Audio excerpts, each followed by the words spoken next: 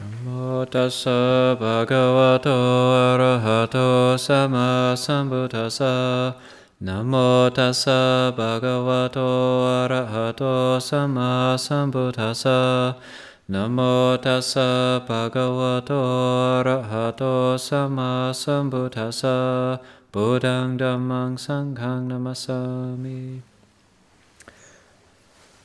So this morning I'm going to read a short section from Buddhadhamma, and then I'll read a couple of suttas from the Aŋguttara Nikāya.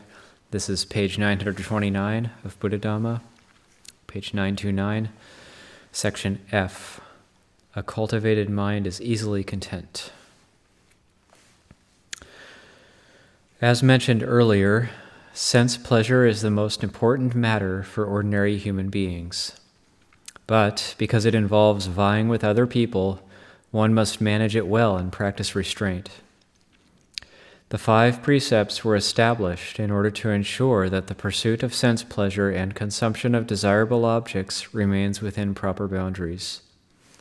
However much one seeks pleasure and competes with others, don't let it be a cause for severe trouble to the extent that the world enters an era of oppression. When human beings are established in the 5 precepts, society is relatively stable, but this is no guarantee that people will be very happy. To improve the life of individuals and society, people must develop themselves further. This is the purpose of the 8 precepts. After one has sought pleasure by relying on external material things for 7 or 8 days, one sets aside 1 day in order to live more simply and to reduce one's dependency on these things. The time one normally uses to gratify one's own desires, one uses for other objectives, by keeping the 8 precepts on the observance day, uposatha, which falls on either the 8th or 15th day of the waxing moon, or the 8th, 14th, or 15th day of the waning moon, i.e. about 4 times per month. The 5 precepts focus on the non-harming of other people. In the 8 precepts, the 3rd precept is changed to abstaining from sexual activity, and 3 additional precepts are added. Both the variation on the 3rd precept and the additional 3 precepts are matters concerning the individual. They do not directly pertain to other people. The 3 additional precepts are: 6th precept, to refrain from eating at the improper time, that is, after midday. On this day one need not pander to the tongue. The 7th precept, to refrain from singing, dancing, music, and various forms of entertainment that please the eye and ear. 8th precept, to abstain from indulging in the pleasure of tactile sensation derived from lying on soft and luxuriant mattresses. 1 day each week is reserved for self-training.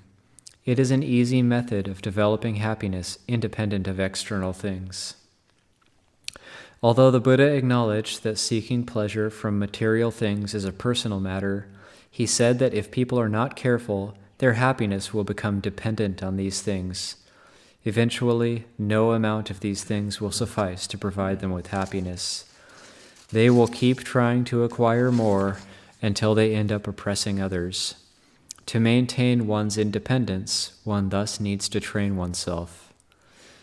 One may have pampered oneself with good food and delicious flavors for 7 days. On the 8th day, one practices by applying the 6th precept in order to see whether one can still be happy without following the desires of one's palate. Instead of delicious tastes, one now emphasizes physical health and quality of life. Rather than following the desires of the palate, one eats just enough to sustain the body. The same goes for the eyes and ears. For 7 days, one entertains oneself by way of sights and sounds. On the 8th day, one applies the 7th precept and learns to live without these amusements. One uses one's time instead for other purposes, for instance, by practicing meditation, assisting other people, or benefiting society. One may normally sleep on a thick and comfortable mattress. On the 8th day, one experiments by sleeping on a thin mat to see if one can be happy without relying on these comforts. By keeping these precepts, people are more vigilant and avoid an over-dependence on and indulgence in material things. Such a training in virtuous conduct makes people easily happy, not prone to suffering, and mentally strong. It is conducive to the further development of happiness. It is the link to mental development and wisdom development. One may wish to verify or determine to what extent one's happiness is independent of material things. To do this, consider the following kinds of people. Many people abandon themselves to the pursuit of sense pleasure. They must eat delicious food, entertain themselves with various amusements, e.g., television, and sleep in luxurious beds. They are continually in search of more of these things and more exceptional things. Eventually, their happiness becomes dependent on these things, which become indispensable. They are not able to live contentedly by themselves because the only channel for accessing happiness is by way of these material things. Some people's happiness is completely tied up with these gratifying sense objects. If they have to do without, they become agitated, thinking, "I must have these things, otherwise I'll die." In this case, they have utterly lost their independence. Those people who train themselves by way of the 8 precepts, however, are able to live simply and find it easier to access happiness. They gradually become more self-reliant and flexible, and thus maintain their independence. In regard to gratifying sense objects, they will say, "I can take them or leave them. If I have them, I'm comfortable, but I can live without them. Even if I must lay on a mat or on a wooden floor, I can sleep." Moreover, they are less likely to suffer chronic back pain. Some people with chronic back pain are ordered by their doctors to sleep on the floor. Later, one may gain a new level of proficiency. One will recognize that these fancy and extravagant things are unnecessary. In reference to these things, one will say, "I can take them or leave them," or even, "If they have them, it's okay, but it's fine to not have them, because I'll have more freedom and independence." Already an initial training in these matters will bring about greater independence, enabling us to use our time more beneficially and to find it easier to experience happiness. We will be able to derive an adequate and ample value from sense objects. We won't be driven to increase the quantity or degree of these things, while our level of happiness remains the same. While dwelling alone, one is able to experience happiness. If one encounters pleasurable sense objects, one engages with them with wise discernment. They may supplement one's already existing happiness. Simply beware that these things do not become essential for one's happiness, otherwise one will lose one's independence. In reference to the observance days, the Uposatha, the Buddha encouraged people to use the time they would normally be seeking pleasurable sense experiences to engage in beneficial activities, anawajja-kama. When one is not devoted to ministering to one's own personal pleasures, one is left with a lot of free time. On the observance days, one can use this spare time for wholesome purposes, say by seeking knowledge, reading Dhamma books, teaching children, meditating, helping orphans, or visiting the elderly. This is another stage of spiritual practice. When you have the opportunity, try and keep the Uposatha precepts once every 8 days. They are not that difficult, and their benefits are great. They help maintain one's independence, enable one to live happily with few material possessions, and are conducive to meditation and good health, enhance the quality of one's life, and provide one with extra time to engage in wholesome activities. Now, of course, this is a good time to read one of the Uposatha Suttas.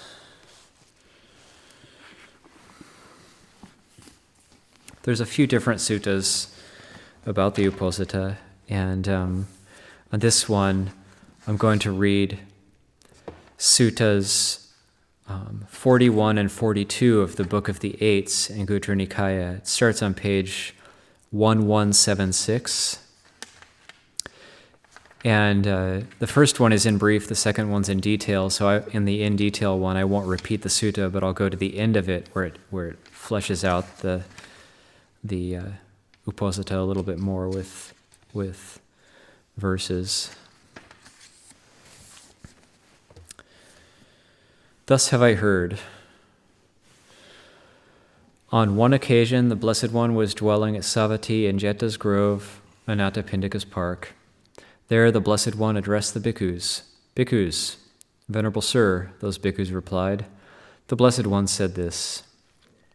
Bhikkhus, observed, complete in 8 factors, the Uposatha is of great fruit and benefit, extraordinarily brilliant and pervasive. And how is the Uposatha observed, complete in 8 factors?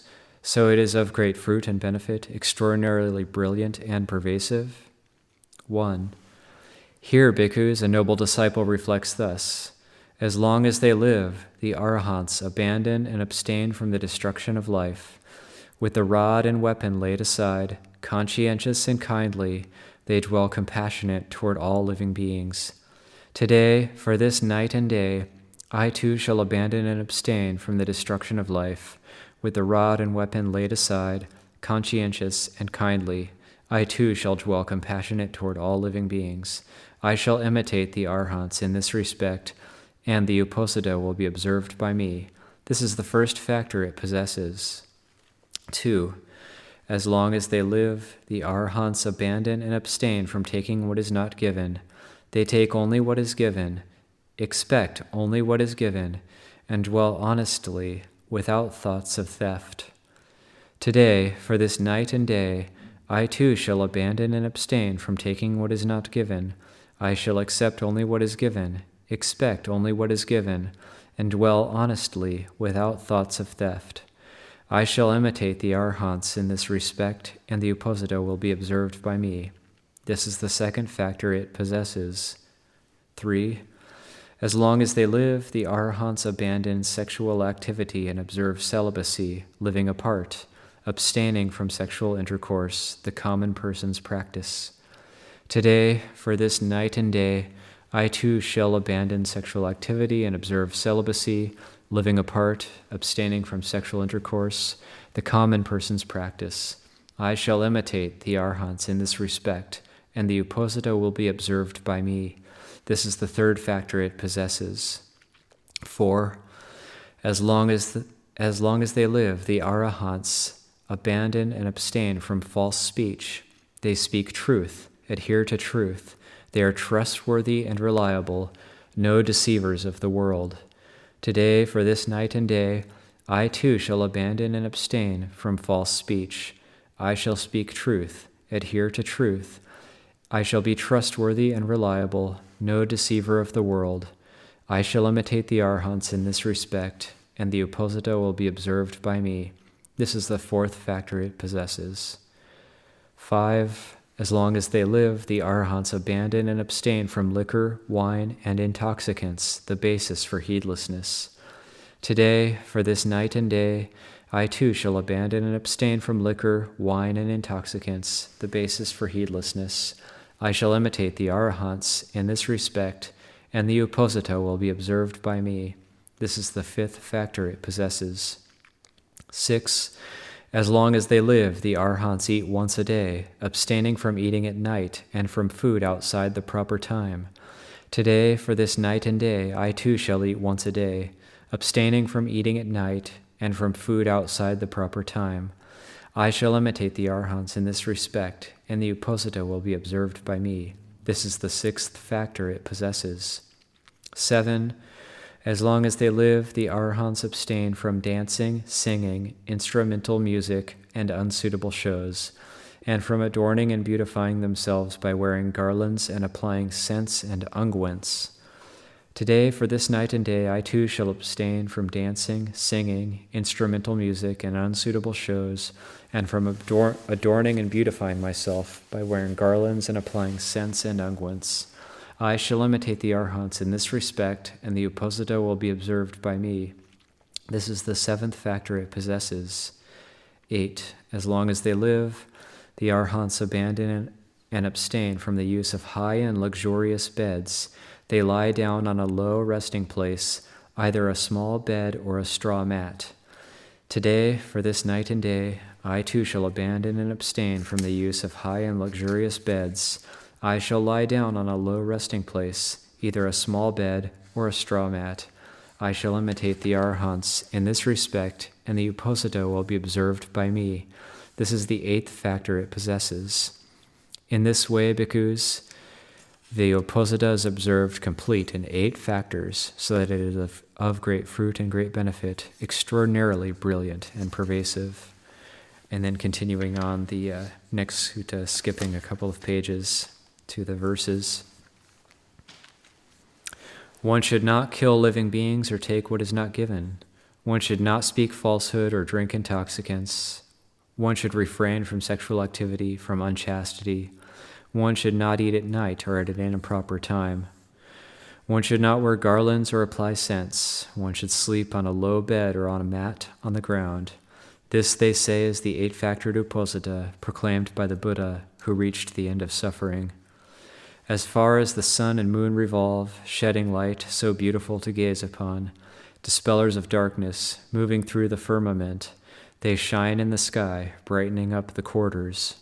Whatever wealth exists in this sphere, pearls, gems in excellent beryl, horn gold and mountain gold, and the natural gold called hataka, those are not worth a 16th part of an Uposatha complete in the 8 factors, just as all the hosts of stars do not match the moon's radiance. Therefore, a virtuous woman or man, having observed the Uposatha complete in 8 factors, and having made merit productive of happiness, blameless, goes to a heavenly state. And there's still, I thought if there was still a little bit more time, I'd read another sutta. And it's not a very long sutta, and it may have even been read either earlier in the retreat or in past retreats, but it's always worth revisiting. It's the Book of the Nines, Sutta 20, Velama. It's page 1274 in the Aŋguttara Nikāya. And this highlights the next section coming up in Buddhadhamma, which is about generosity and respect, and this sutta just kind of jumped out at me, so I thought I would read it.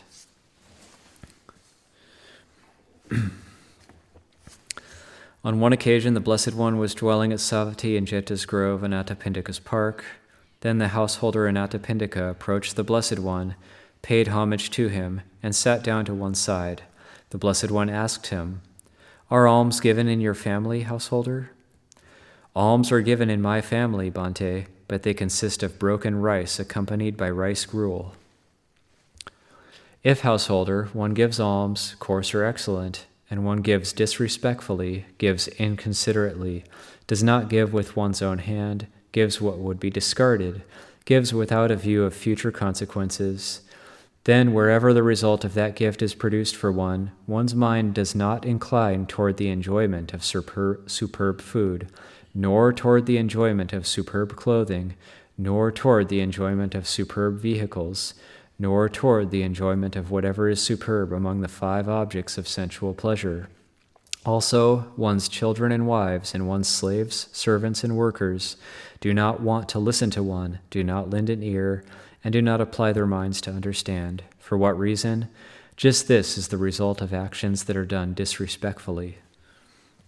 If, householder, one gives alms, whether coarse or excellent, and one gives respectfully, gives considerately, gives with one's own hand, gives what would not be discarded, gives with a view of future consequences, then wherever the result of that gift is produced for one, one's mind inclines toward the enjoyment of superb food, toward the enjoyment of superb clothing, toward the enjoyment of superb vehicles, toward the enjoyment of whatever is superb among the 5 objects of sensual pleasure. Also, one's children and wives, and one's slaves, servants, and workers want to listen to one, lend an ear, and apply their minds to understand. For what reason? Just this is the result of actions that are done respectfully.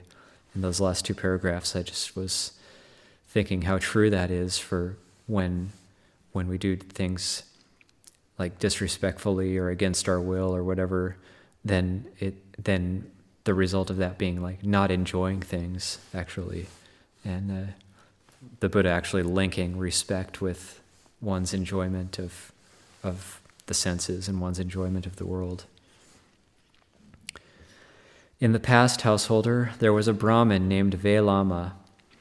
He gave such a great alms offering as this: 1, 84,000 golden bowls filled with silver; 2, 84,000 silver bowls filled with gold; 3, 84,000 bronze bowls filled with bullion; 4, 84,000 elephants with golden ornaments, golden banners, covered with nets of gold thread; 5, 84,000 chariots with upholstery of lion skins, tiger skins, leopard skins, and saffron-dyed blankets with golden ornaments, golden banners, covered with nets of gold thread; 6, 84,000 milk cows with jute tethers and bronze pails; 7, 84,000 maidens adorned with jeweled earrings; 8, 84,000 couches spread with rugs, blankets, and covers, with excellent coverings of antelope hide, with canopies and red bolsters at both ends; 9, 84,000 coatis of cloths made of fine linen, fine silk, fine wool, and fine cotton. How much more of food and drink, snacks, meals, refreshments, and beverages! It seemed to be flowing like rivers. You might think, householder, he was someone else, the Brahmin Velama, who on that occasion gave that great alms offering, but you should not look at it in such a way. I myself was the Brahmin Velama, who on that occasion gave that great alms offering. Now, householder, at that alms offering there was no one worthy of offerings, no one who purified the offering. Even more fruitful than that great alms offering that the Brahmin Velama gave would it be to feed one person accomplished in view.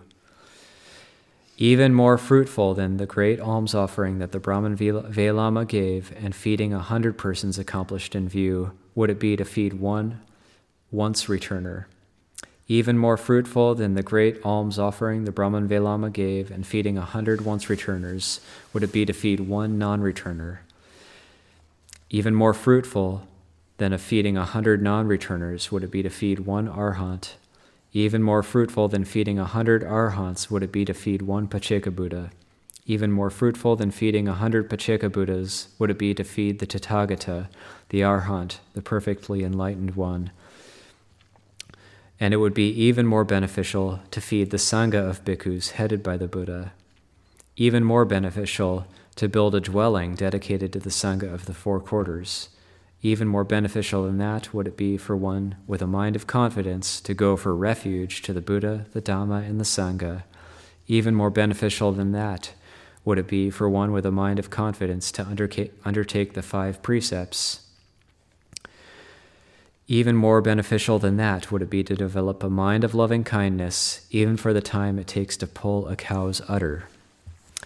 Even more fruitful, householder, than the great alms offering that the Brahmin Velama gave, and feeding one person accomplished in view, and feeding 100 persons accomplished in view, and feeding a once returner, feeding 100 once returners, feeding one non-returner, and feeding 100 non-returners, feeding one arhat, and feeding 100 arhats, and feeding one Pacceka Buddha, and feeding 100 Pacceka Buddhas, feeding the Tathagata, feeding the Sangha of bhikkhus headed by the Tathagata, and building a dwelling dedicated to the Sangha of the four quarters, and for one with a mind of confidence to go for refuge to the Buddha, Dhamma, and Sangha, and for one with a mind of confidence to undertake the 5 training rules, and for one to develop a mind of loving kindness even for the time it takes to pull a cow's udder, would it be to develop the perception of impermanence just for the time of a finger snap. So I'll end it there.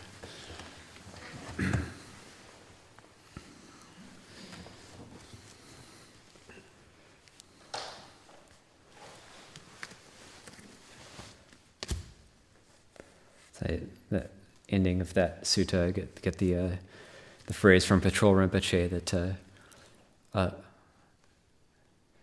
a spark of merit is better than a mountain of effort, and that depending on where you direct your mind and how the generosity is given or what you're practicing, even more beneficial than merit or the gigantic gift made by the past Brahmin Velama is quite interesting. I just felt really happy reading that sutta.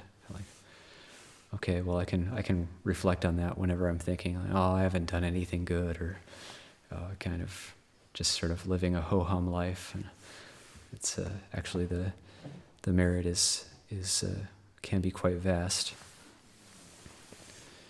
So a few minutes for any questions, comments.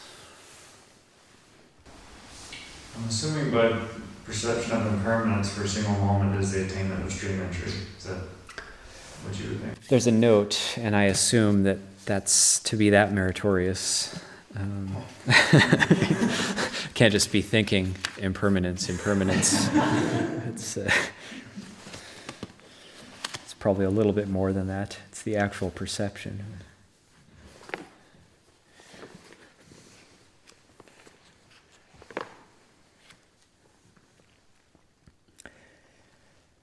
The perception of impermanence is a commentary. Perception of impermanence is strong insight that has reached the peak and is an immediate condition for the path. And I assume it means the path of stream entry. Or at least a condition for the path.